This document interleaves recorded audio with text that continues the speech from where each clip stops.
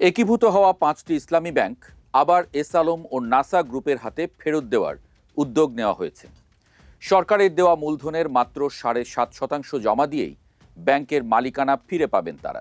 অথচ এই ব্যাংকগুলো থেকে এর চেয়ে অনেক গুণ বেশি টাকা তারাই ঋণের নামে লোপাট করেছেন। তারা তাদের ঋণ শোধ করতে পারছেন না, অথচ ব্যাংক কেনার জন্য টাকা কোত্থেকে পাচ্ছেন? সরকারি বা ঋণ খেলাপিদের হাতেই ব্যাংকের মালিকানা তুলে দিচ্ছেন কেন?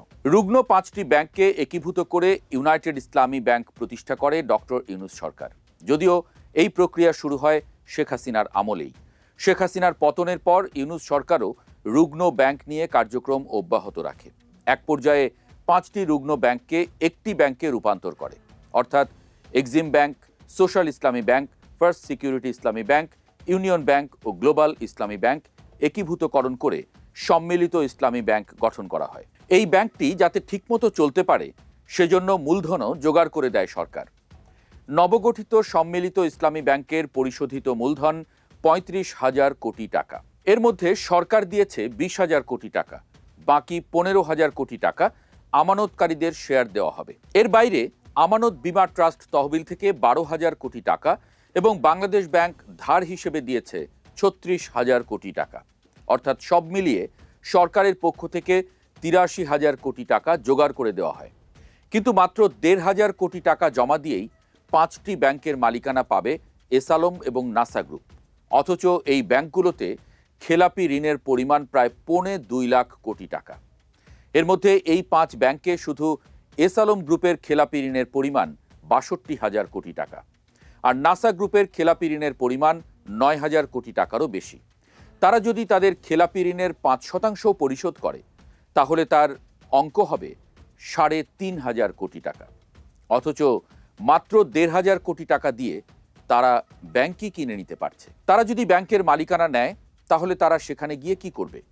প্রথমত নিজেদের খেলাপি ঋণকে নয়-ছয় করার চেষ্টা করবে, যতটা সম্ভব ঋণ এবং ঋণের সুদ মাফ করে দেবে।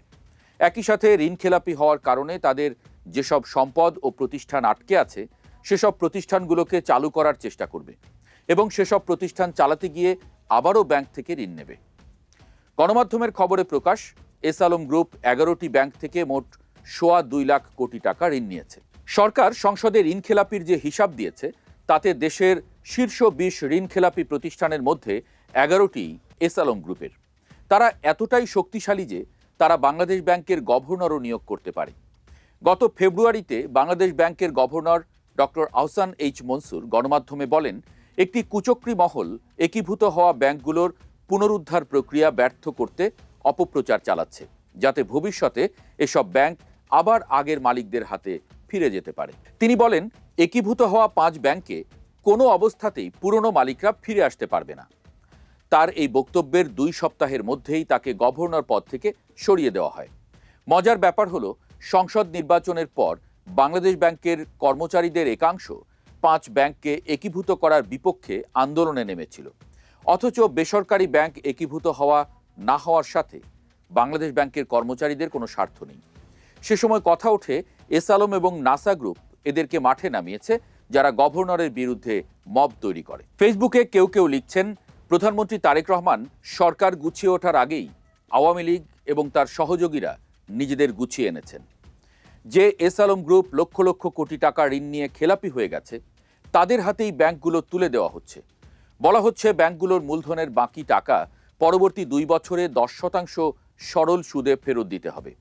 অর্থনীতিবিদ ডক্টর বিরূপাক্ষ পাল মন্তব্য করেছেন, এরা নিজেদের খেলাপি ঋণই ফেরত দেয় না, তারা সরকারের টাকা দেবে এর কোনো গ্যারান্টি নেই। বরং যেভাবে হাসিনা আমলে খেলাপি ঋণের মেয়াদ ৫ থেকে ১০ বছর বাড়িয়ে নিয়েছে, তেমনিভাবে তারেক রহমান সরকারকেও বছরের পর বছর ঘোরাবে। আর টিআইবির নির্বাহী পরিচালক ডক্টর ইফতেখারুজ্জামান মন্তব্য করেছেন, এভাবে দুর্নীতিবাজদের পুরস্কৃত করা সরকারের জন্য আত্মঘাতী হবে।